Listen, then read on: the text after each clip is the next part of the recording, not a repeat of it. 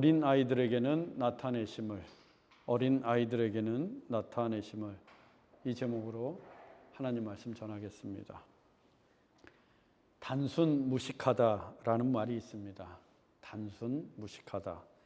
단순, 생각이 단순한데 무식, 아는 것도 없다는 것입니다. 이 단순 무식이란 말은 국어사전에는 없는 현대인들이 만들어낸 유행어입니다. 주변 사람이나 상황을 살피지 않고 그 분야에 관한 지식마저 없는데 그럼에도 불구하고 자기의 욕심이나 뜻을 밀어붙일 때 흔히 쓰는 말입니다. 하지만 본래 이 단순함이란 단어는 매우 긍정적인 의미를 지니고 있습니다. 그래서 simple is best라는 말도 있습니다. simple is best. 단순함이 최고라는 뜻입니다. simple is best를 상품과 디자인에 접목시켜 최고의 기업을 일군 사람이 애플의 고 스티브 잡스입니다. 그는 처음으로 CD-ROM 장치를 없앤 PC를 세상에 내놓았고 문자를 입력하는 기판을 없앤 모바일폰도 세계 최초로 선보였으며 노트북에 USB 단자도 없앴습니다. 처음에 이런 장치들을 없앴을 때 모두가 의아해하며 부정적인 의견들을 내놓았지만 오히려 애플의 제품들은 날개 돋친 듯이 팔려나갔고 애플의 기업 가치는 연일 최고치를 경신하며 simple is best, 단순함이 최고임을 입증했습니다. 이 단순함의 힘은 실로 강력합니다. 복잡해 보이는 문제들도 단순하게 접근하면 해결이 됩니다. 과거 한국의 은행들은 매일같이 북새통을 이루었습니다. 창구들마다 길게 줄이 늘어서 있고 급히 뛰어온 고객들은 이곳저곳 눈치를 살피며 빠른 줄을 찾느라 정신이 없었습니다. 그 사이에 새치기라도 하면 고함을 치고 난리가 납니다. 은행은 한시라도 빨리 이 문제를 해결해야 했습니다. 그런데 전쟁과도 같은 이 북새통의 문제를 해결한 방법은 매우 단순했습니다. 그 방법은 지금은 너무나 당연하게 여기는 번호표 뽑기였습니다. 1989년 말 국민은행이 번호표 뽑기를 처음 도입한 이후 다른 은행들도 잇따라 시행을 했습니다. 그때까지 은행은 줄서기를 제대로 합시다, 새치기 하지 맙시다를 외쳤고 고객은 창구를 늘려라, 직원을 늘려라를 외쳤습니다. 은행들은 실제로 창구도 늘리고 직원도 늘렸습니다. 질서 있는 시민의식 캠페인도 벌였습니다. 하지만 근본적인 줄서기 문제는 해결되지 않았습니다. 그런데 번호표 뽑기, 그 단순한 방법이 고질적인 줄서기 문제를 한 방에 해결했습니다. 과연 simple is best였습니다. 호주에서는 서비스 NSW가 이 번호표 뽑기를 시행하고 있습니다. Simple is best의 또 다른 예는 커뮤니케이션, 의사소통 방법입니다. 기업에서 좋은 성과를 내기 위해서는 무엇보다 직원들 간의 의사소통이 활발해야 합니다. MIT 경영대학원에서 물리적인 인원 배치와 의사소통의 상관관계를 연구한 바 있습니다. 연구 결과에 따르면 두 사람이 10m 이상 떨어져 있을 때 일주일에 단 한 번 직접 의사소통을 할 수 있는 확률은 8%에 불과했습니다. 반면에 두 사람의 간격이 5m로 줄면 의사소통 확률은 25%로 대폭 상승했습니다. 사람 사이가 가까울수록 의사소통은 더욱더 활성화되었던 것입니다. 그래서 세계 최고의 경영대학원인 MIT 연구진에서 기업 내 의사소통 활성화 방안으로 내린 결론은 서로 가까이 앉기였습니다. 서로 가까이 앉기. 너무 단순해서 허탈하기까지 한 결론이었습니다. 1850년대 영국 런던에서 대규모 콜레라가 발생해 전염이 빠르게 도시로 확산해 간 적이 있었습니다. 그 원인은 식수 오염 때문이었습니다. 어떻게 하면 콜레라의 전염 확산을 막을 수 있을까? 런던시와 보건당국은 관련 분야의 전문가들과 함께 몇 날 며칠을 논의했습니다. 여러 제안과 방법들이 나왔지만 최종적으로 선택한 방법은 너무도 단순했습니다. 식수를 마시지 않는 것, 그것이었습니다. 그리고 식수 마시기를 중단하자 콜레라의 전염이 급속도로 감소했습니다. 이처럼 simple is best, 단순함이 최선의 방법이고 단순함이 문제를 해결하는 가장 강력한 힘이라는 사실은 여러 경우에서 증명되고 있습니다. 신앙에서도 마찬가지입니다. 오늘의 본문이 신앙에서의 simple is best를 보여줍니다. 예수님은 복음과 하나님 나라의 전파를 위해 70명을 따로 세워 각 마을과 동네로 보내셨습니다. 그들의 사역은 대성공이었습니다. 그들도 기뻐하며 돌아와 자랑스럽게 선교 보고를 했습니다. 주의 이름이면 귀신들도 우리에게 항복하더이다. 그들은 주의 이름에 능력이 있다는 것을 믿었고, 그래서 주의 이름이면 귀신들을 항복시키는 것도 충분하다는 것을 깨달았습니다. 그리고 오늘의 본문이 이렇게 이어집니다. 본문 21절입니다. 그때 예수께서 성령으로 기뻐하시며 이르시되 천지의 주제이신 아버지여, 이것을 지혜롭고 슬기 있는 자들에게는 숨기시고 어린 아이들에게는 나타내심을 감사하나이다. 옳소이다.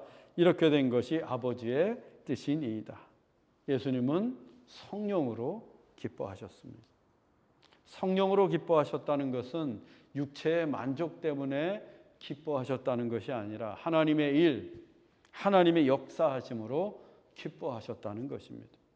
70명의 전도자들이 주의 이름으로 귀신을 항복시킨 일은 예수님에 대한 단순한 믿음에 기반하고 있습니다. 그들은 귀신들을 대적할 때 주의 이름이면 충분하다고 믿었습니다. 즉, 그들이 귀신을 항복시킨 것은 다른 그 무엇도 의지하지 않고 오직 주의 이름만 의지한 결과였습니다. 이는 예수님에 대한 단순한 믿음으로부터 나오는 것입니다.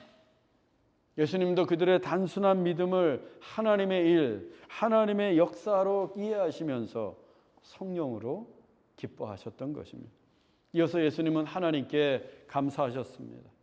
70명의 전도자들이 단순한 믿음을 갖게 된 것을 천지의 주제이신 하나님께 감사하셨습니다. 천지의 주제이신 하나님은 하나님이 하늘과 땅의 모든 일을 주관하신다라는 뜻입니다. 온 하늘과 우주 만물의 운행에서부터 땅 위에서 바닷속 깊은 곳에서 일어나고 있는 또 살아가는 모든 일들, 그리고 우리의 세밀한 삶까지도 주관하시는 분이 바로 천지의 주제이신 하나님이십니다. 이 세상에서 일어나는 어떤 일도 하나님의 눈에서 벗어날 수 없으며 이 세상에서 발생하는 모든 일은 하나님이 허락하셔야 가능합니다. 심지어 참새 한 마리가 땅에 떨어지는 것조차도 하나님의 허락이 없으면 불가능합니다. 하나님이 천지의 주제이시기 때문입니다. 그래서 여러분, 아무것도 염려하지 마십시오. 무슨 일을 당해도 낭망하지 마세요. 천지의 주제이신 하나님께서 여러분의 모든 삶을 돌보시고 지키시고 인도하실 것입니다. 70명의 전도자들이 단순한 믿음을 갖게 된 건 역시 천지의 주제이신 하나님의 뜻이었습니다. 이것을 지혜롭고 슬기 있는 자들에게는 숨기시고 어린 아이들에게는 나타내심을 감사하나이다. 옳소이다. 이렇게 된 것이 아버지의 뜻이니이다. 예수님이 언급하신 지혜롭고 슬기 있는 자들은 당시 스스로 지혜롭고 슬기 있다고 여겼던 서기관들, 바리새인들, 그리고 유대의 장로들과 제사장들을 가리킵니다. 그들은 당시에 하나님의 말씀을 가장 많이 알고 있었습니다. 또 율법도 가르쳤고 일주일에 2번씩 금식을 하고 하루에 3번씩 기도를 하고 매 안식일마다 제사를 드리는 종교 엘리트들이었어요. 그런데 하나님은 그들에게는 하나님의 계시를 숨기셨습니다. 그들의 믿음이 단순하지 않았기 때문입니다. 그들의 믿음은 복잡했고 그들의 믿음은 자기의 명예와 성공을 위한 도구였고 자기의 유익과 교만함을 드러내는 불순한 믿음이었기 때문입니다. 그래서 하나님께서는 지혜롭고 슬기 있는 그들이 아니라 어린 아이들에게 하나님의 계시를 나타내셨습니다. 이 어린 아이들이 바로 70명의 전도자들이었습니다. 그들은 서기관과 바리새인들에 비해 성경 지식이 형편없이 부족했습니다. 그들은 종교 엘리트도 아니었고 성전의 지도자들도 아니었습니다. 사회적 명성 전혀 없었습니다. 12제자들은 성경에 그 이름이라도 기록되어 있지 이들 70명은 이름도 알 수 없는 무명의 제자들이었습니다. 그런데 그들은 단순한 믿음을 지녔습니다. 어린 아이들처럼 단순하게 주님을 믿었습니다. 우리말 어린아이로 번역된 헬러어가 네피오이스입니다. 이 네피오이스의 뜻은 실제로 나이가 어린 child, 어린아이가 아니라 어린아이처럼 그 내면이 단순한 사람, 순박한 사람을 뜻합니다. 단순한 사람, 순박한 사람, 즉 단순한 믿음을 가진 자들이었습니다. 70명의 전도자들은 어린아이들처럼 성경 지식은 부족했을지 몰라도 네피오이스, 어린아이들처럼 단순한 믿음을 지녔습니다. 주의 이름이면 귀신들도 항복을 하고 주의 이름이면 모든 것이 충분하고 오직 주의 이름만을 믿기로 한 단순하고도 순박한 믿음을 지닌 사람들이었습니다. 그들은 그래서 예수님이 말씀하신 대로 전대나 배낭이나 신발을 가지지 않고 전도 여행을 떠났습니다. 그 여정이 어린 양이 이리떼 가운데로 들어가는 살벌하고 위험한 길이었지만 그들은 단순히 주의 이름만을 붙들고 그 길을 떠났습니다. 그들은 주님의 말씀을 복잡하게 생각하지 않았습니다. 자기에게 어떤 유익이 있는지 계산하지 않았습니다. 전대와 배낭이 없다고 염려하지도 않았고 이리떼가 무섭다고 피하지도 않았습니다. 네피오이스, 어린아이들처럼 단순히 주님만을 믿으며 그 길을 떠났던 것입니다. 예수님은 그들의 단순한 믿음을 성령으로 기뻐하셨고 하나님께 감사하셨습니다. 그리고 하나님은 단순한 믿음을 지닌 그들에게 하나님의 뜻인 하나님의 계시를 나타내셨습니다. 본문 22절입니다. 내 아버지께서 모든 것을 내게 주셨으니 아버지 외에는 아들이 누구인지 아는 자가 없고 아들과 또 아들의 소원대로 계시를 받는 자 외에는 아버지가 누구인지 아는 자가 없나이다. 이 본문은 하나님과 예수님과의 관계, 즉 성부와 성자의 관계를 보여줍니다. 예수님은 성부이신 하나님께서 모든 것을 내게 주셨다고 말씀하십니다. 아버지의 모든 것, 곧 하나님의 신분, 능력, 권세, 지위, 성품 등 하나님께 속한 모든 것을 말합니다. 그렇게 하나님께 속한 모든 것을 예수님에게 주셨습니다. 하나님의 성품은 물론이고 하나님의 신분, 하나님의 능력, 하나님의 권세까지도 예수님에게 주셨습니다. 아버지의 모든 것을 받을 수 있는 자격은 아들에게만 있습니다. 그리고 아버지는 압니다. 아버지의 모든 것을 받을 수 있는 아들이 누구인지, 상속자가 누구인지 아버지는 알아요. 아니, 오직 하나님 아버지만이 아들이 누구인지 아십니다. 아버지 외에는 아들이 누구인지 아는 자가 없고 하나님 외에는 예수님이 누구인지 알 수 없습니다. 보기는 보아도 알 수 없고 듣기는 들어도 깨닫지를 못합니다. 왜? 아들의 소원대로 계시를 받는 자 외에는 하나님께서 그 진리를 나타내시지 않기 때문입니다. 그래서 아버지를 아는 자가 아들도 아는 겁니다. 또 아들을 아는 자는 아버지를 알 수 있습니다. 즉 하나님을 아는 자가 예수님도 알고 예수님을 아는 자가 하나님도 알 수 있는 겁니다. 하나님을 아는 지식과 예수님을 아는 지식은 서로 연결되어 있습니다. 아버지와 아들은 하나요, 성부와 성자는 한 분 하나님이시기 때문입니다. 우리야 성부, 성자, 성령이 삼위일체 하나님이란 거 알고 있습니다. 그런데 사실 신학에서 가장 설명하기가 어렵고 일반 사람들은 도무지 이해할 수 없는 게 성부, 성자, 성령이 한 분이라는 삼위일체 신학입니다. 제 아무리 유명한 신학자라 해도 누구나 논리적으로 이해할 수 있도록 설명하지 못하는 것도 삼위일체 신학입니다. 생각해 보세요.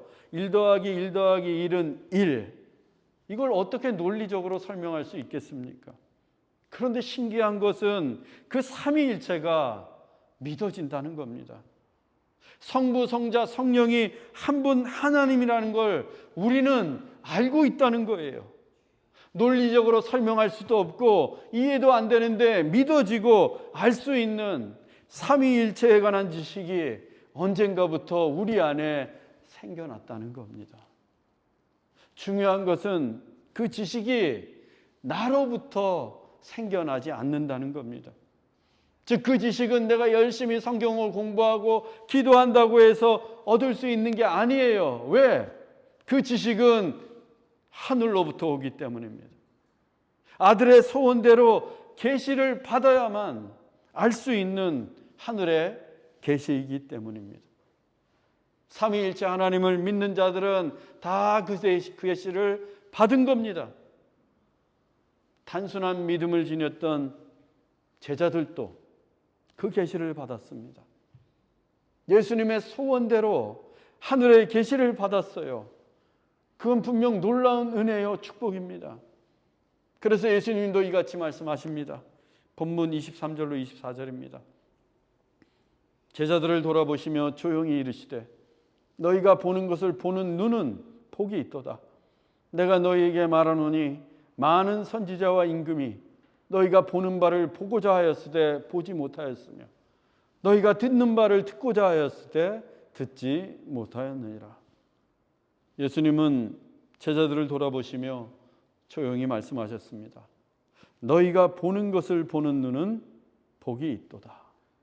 이때 보는 것, 그 대상은 예수님을 가리킵니다. 예수님을 보는 겁니다. 그리고 보는 눈은 그 예수님을 하나님의 아들로 보는 겁니다. 즉 제자들은 예수님을 볼 때 하나님의 아들로 보았던 겁니다. 그들은 하나님의 아들로 볼 수 있는 눈을 지녔습니다. 이른바 계시의 지식을 깨닫는 눈을 가지고 있었습니다. 당시에 수많은 사람들이 예수님을 보았습니다. 바리새인들과 서기관들도 예수님을 보았습니다. 오병이어의 기적을 행하실 때는 무려 5,000명 이상이 예수님을 보았습니다. 하지만 어디에도 예수님이 하나님의 아들이심을 볼 수 있는 눈은 없었습니다. 예수님을 하나님의 아들로서 보는 눈은 오직 제자들 뿐이었습니다. 이전에도 마찬가지였어요. 선지자와 임금들도 하나님의 아들 메시아를 보려고 했지만 보지 못했습니다. 지금 제자들이 듣고 있는 하늘의 계시를 그들도 듣고자 했지만 들을 수 없었습니다. 그 계시는 오직 아들의 소원대로 계시를 받은 자만 볼 수 있고 들을 수 있기 때문입니다. 그러니 이 제자들이 얼마나 큰 복을 받은 것입니까? 너희가 보는 것을 보는 눈은 복이 있도다. 그런데 여러분, 우리도 그 복을 받은 줄로 믿습니다. 우리 눈이 복된 눈이요, 우리 귀가 복된 귀입니다. 여러분, 어쩌다 보니 예수님을 믿은 게 아닙니다. 운이 좋아서 걸려 얻은 게 아니에요. 혹 예수 믿는 가정에 태어났다고 해서 믿음이 절로 생기지 않습니다. 아들의 소원대로, 즉 예수님의 소원대로 우리가 계시를 받았기 때문에 예수님을 믿게 된 것입니다. 놀랍지 않습니까, 여러분? 우리가 예수님을 믿는 게 그게 예수님의 소원이라는 거예요. 우리가 예수 믿고 구원받는 게 예수님의 소원입니다. 그 소원이 이루어졌어요. 예수님의 소원이 나를 통해서 이루어진 겁니다. 여러분들이 다 예수님의 소원을 이루신 분들이에요. 얼마나 놀라운 축복입니까? 그 축복이 우리가 사는 내내 일평생 이어져야 합니다. 우리가 천국 가는 그날까지 예수님의 소원이 이루어지는 통로로 살아가야 합니다. 그래야 눈에 보이지 않는 예수님을 볼 수 있고 귀에 들리지 않는 하나님의 음성을 우리가 들을 수 있는 거예요. 그러면 어떻게 해야 할까요? 어떻게 살아야 하늘의 계시와 축복이 내가 천국 가는 그날까지 영원토록 이어지겠습니까? 단순한 믿음을 지니는 것입니다. 예수님을 네피오이스, 어린아이처럼 단순하게 믿는 겁니다. 하나님의 말씀을 들을 때 어린아이들처럼 단순히 믿고 단순히 듣는 겁니다. 이 말씀은 맹목적으로 믿으라는 게 아니에요. 어린아이들처럼 사심 없이 순수하게 믿으라는 것입니다. 어린아이들처럼 복잡하지 않고 단순하게 믿으라는 거예요. 그리고 어린아이들처럼 단순한 마음으로 그 말씀에 순종하라는 것입니다. 그때 하나님의 음성도 듣고 축복의 통로로 살아갈 수 있는 거예요. 모세가 죽고 난 후에 여호수아가 이스라엘을 이끌게 되었습니다. 나일강을 피가 되게 하고 하늘에서 불과 우박을 떨어뜨리고 홍해 바다를 가르며 이스라엘을 40년간 이끌었던 모세가 죽었습니다. 여호수아가 그 모세의 뒤를 이어 이스라엘의 지도자가 되었지만 그는 한없이 두려웠고 무서웠습니다. 그가 이끌어야 할 백성들이 남자 장정만 60만 명, 어린아이, 여자, 노인들까지 다 합치면 200만 명이 넘었습니다. 여호수아가 그 200만 명을 이끌고 가나안 땅으로 들어가야 합니다. 광야 생활을 마치고 가나안 땅에 들어가기 위해서는 반드시 건너가야 할 강이 있습니다. 요단강이에요. 이 요단강은 평소에도 폭이 30m나 되는데 마침 그때가 모맥을 거두는 시기로 물이 가장 많았고 육지로 물이 흘러 넘칠 때였습니다. 그래서 그때는 요단강의 폭이 30m에서 1600m로 크게 늡니다. 수심도 4m로 깊어집니다. 물살도 빨라서 시속 16km 이상의 급류가 흐를 때입니다. 즉 요단강이 가장 넓고 가장 깊고 가장 빠를 때예요. 그래서 배를 타고도 건너기가 어려울 때가 모맥을 거두는 시기입니다. 그런데 이스라엘은 어린아이, 여자, 노인을 포함해 200만 명이 그 요단강을 건너야 합니다. 배도 없습니다. 맨몸으로 건너야 합니다. 이건 생각할 수도 없는 불가능한 일입니다. 맨몸으로 그 깊고 넓고 빠른 물살의 요단강을 어떻게 건널 수 있어요? 그 많은 사람들이 물살에 떼밀려 가지. 그런데 하나님께서 뭐라고 하십니까? 여호수아 3장 4절로 8절입니다. 너희가 행할 길을 알리니 너희가 이전에 이 길을 지나보지 못하였음이니라. 제사장들에게 언약궤를 메고 백성에 앞서 건너라 하매 곧 언약궤를 메고 백성에 앞서 나아가니라. 요단 물가에 이르거든 요단에 들어서라. 이스라엘이 가야 할 길은 이전에 지나가 보지 못한 길이었습니다. 당연합니다. 애굽을 나온 이스라엘 백성 중 누구도 요단강을 맨몸으로 건넌 적이 없습니다. 아니, 지금껏 누구도 그 길을 가본 사람이 없습니다. 그런데 하나님께서 그 길을 가라고 하십니다. 제일 먼저 제사장들이 언약궤를 메고 백성들 앞서 건너라고 하십니다. 헤엄을 쳐도 될까 말까인데 무거운 언약궤를 메고서 건너가라고 하십니다. 이건 그냥 물에 빠져 죽으라는 말과도 같습니다.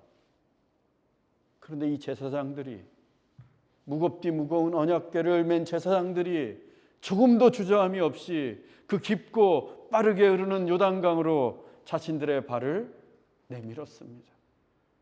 어떻게 되었습니까? 여호수아 3장 15절로 17절입니다.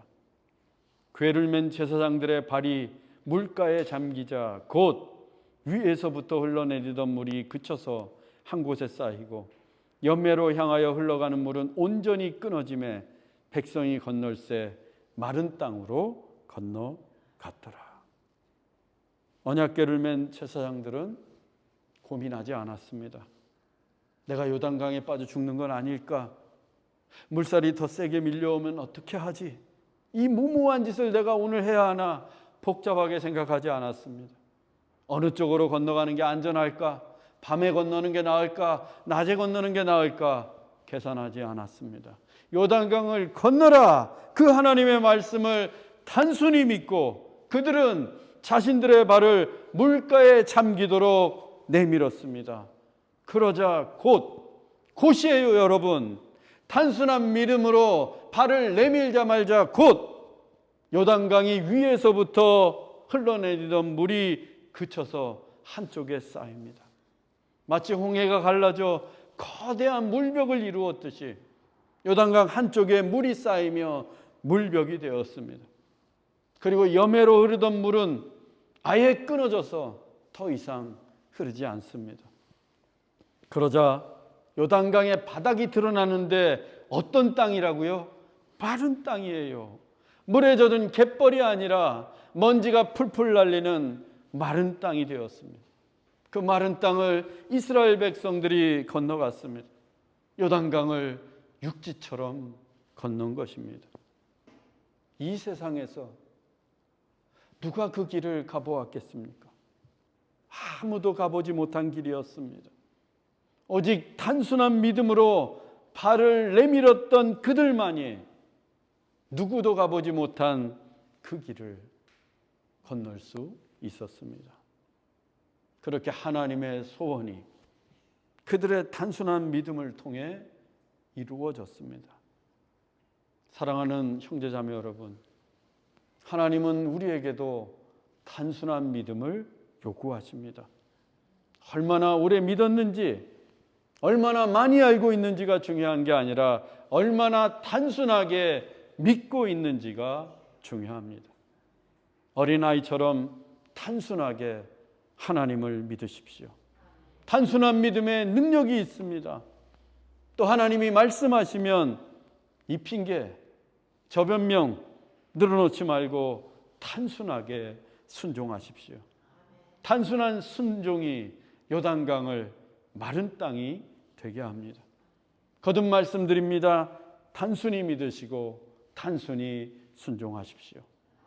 그래서 하늘의 계시를 보고 하나님의 소원을 이루고 요단강이 갈라지는 놀라운 축복을 경험하는 우리 모두가 되기를 주 예수 그리스도의 이름으로 축원합니다. 기도하겠습니다. 사랑의 하나님, 우리에게 어린아이와 같은 마음을 주사 하나님을 단순히 믿게 하옵소서. 주의 이름이면 모든 것이 충분하다는 단순한 믿음을 주옵소서. 그리고 계산하지 않고 변명하지 않고 핑계대지 않고 하나님의 말씀에 단순하게 순종하게 하옵소서. 그래서 하나님의 소원을 이루며 하나님의 계시를 보고 하나님의 음성을 듣게 하옵소서.